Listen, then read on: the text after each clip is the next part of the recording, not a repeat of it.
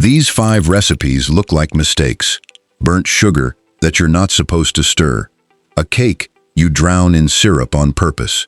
Dough that gets torn apart and fried instead of baked. And somehow, these mistakes became some of the most beloved comfort foods in Canadian history. No fancy ingredients, no supermarket, just flour, sugar, butter, and whatever survived a Canadian winter. Today we're bringing back 5 forgotten Canadian recipes, and the last one is so wrong-looking you'll think we ruined it on camera. Stay until number 1. Let's start in Quebec. Number 5. Sucre à la crème. Before chocolate bars filled Canadian grocery stores, Quebec families had another way to make something dangerously sweet. Sucre à la crème. And the basic idea is almost ridiculously simple. Sugar, cream, butter, that's it. 3 ingredients can turn into something between fudge, caramel, and creamy toffee. But there's one step that makes or breaks it. First, combine about 250 grams of brown sugar with 150 milliliters of heavy cream in a saucepan. Heat it gently until the sugar completely dissolves. Then bring it to a steady boil. And now, stop stirring. Let it cook for several minutes until the mixture becomes darker, thicker, and intensely fragrant. This is where the transformation happens. The liquid doesn't look like fudge yet. It looks like caramel sauce. That's exactly what you want. Remove it from the heat and stir in about 40 grams of butter. Then comes the part most modern recipes don't explain very well. Let it cool slightly, then beat it, and keep beating. At first, the mixture stays glossy. Then something strange happens. The shine begins to disappear. The syrup becomes thick, creamy, almost matte. That's when you pour it into a lined pan and let it cool completely. Cut it into small squares, and suddenly, 3 basic ingredients have become a rich, creamy Quebec confection. Sucre à la crème became a beloved French-Canadian treat, traditionally associated with sugar, cream, and maple products, with modern versions often using brown or white sugar and butter. But this first recipe is almost too easy, so let's make things harder, because number 4 doesn't even need an oven. Number 4. Traditional Canadian bannock. Imagine working outside in the Canadian wilderness all day. It's freezing, you're exhausted, and there is no bakery anywhere nearby. You need bread. But you don't have time to wait for yeast to rise. That's where bannock comes in. Bannock has a long history across Indigenous communities in Canada, with many regional versions. Parks Canada also preserves a traditional Métis-style bannock recipe cooked over an open fire. And the basic concept is brilliant. Flour, baking powder, fat, water, 4 simple ingredients. Mix about 250 grams of flour with a tablespoon of baking powder and a small pinch of salt. Cut in around 30 grams of cold butter or another cooking fat. You want the mixture to look crumbly. Then add enough cold water to bring it together into a soft dough. And here's the mistake you don't want to make. Don't overwork it. The more you knead, the tougher your bannock can become. Press the dough into a greased cast iron skillet. Make it fairly thick. Score the top with a knife or poke it with a fork. Then cook it slowly over medium-low heat. No oven, no complicated equipment, just a hot pan. After several minutes, flip it. The outside should become golden and crisp while the center stays soft. And when you tear it open, steam escapes. Add butter. And if you have maple syrup, pour some over the top. That combination is almost unfairly good. But here's what makes bannock interesting.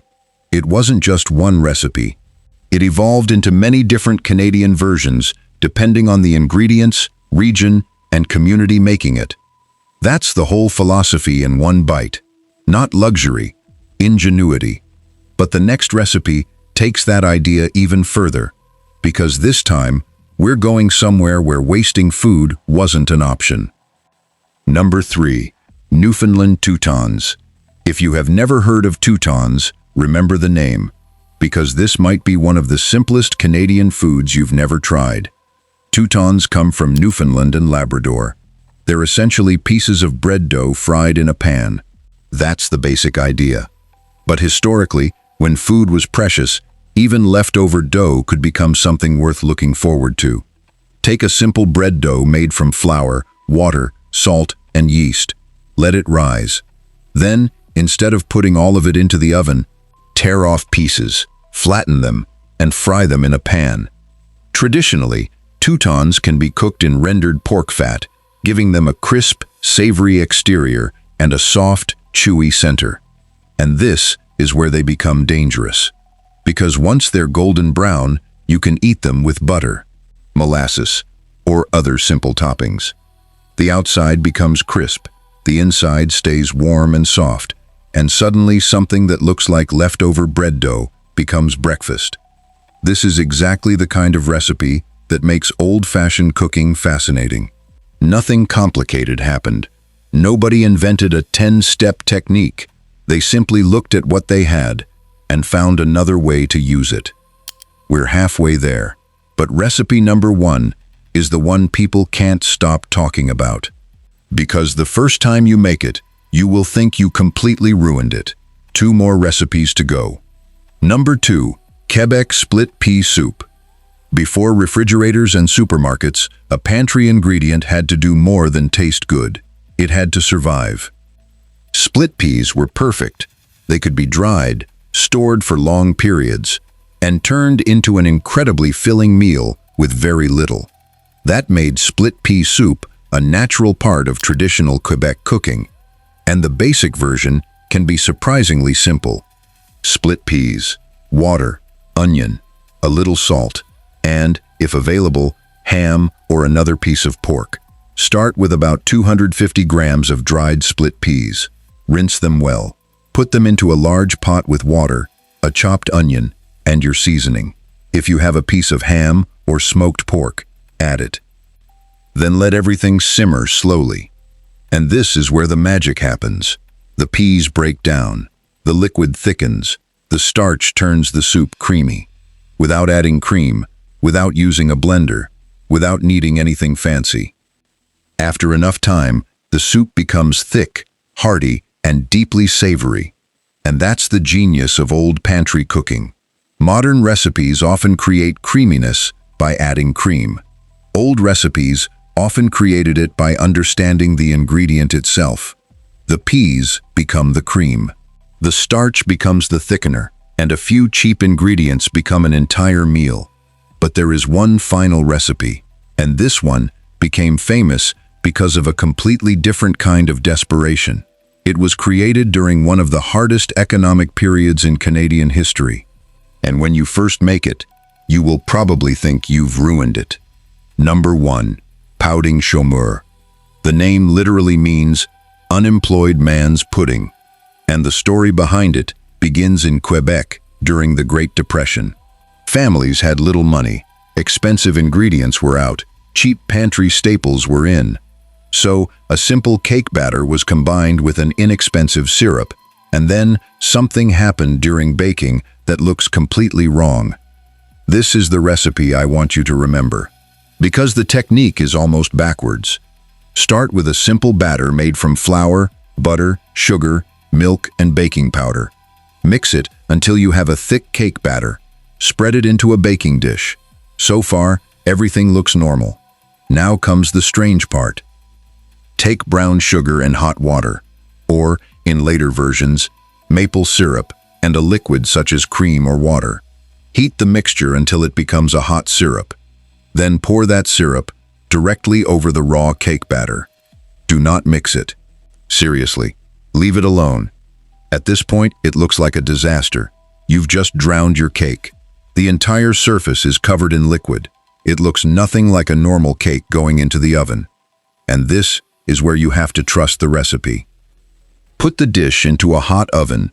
As the batter rises, the cake moves upward. Meanwhile, the syrup works its way downward. The result? A soft cake sitting above a thick caramel-like sauce.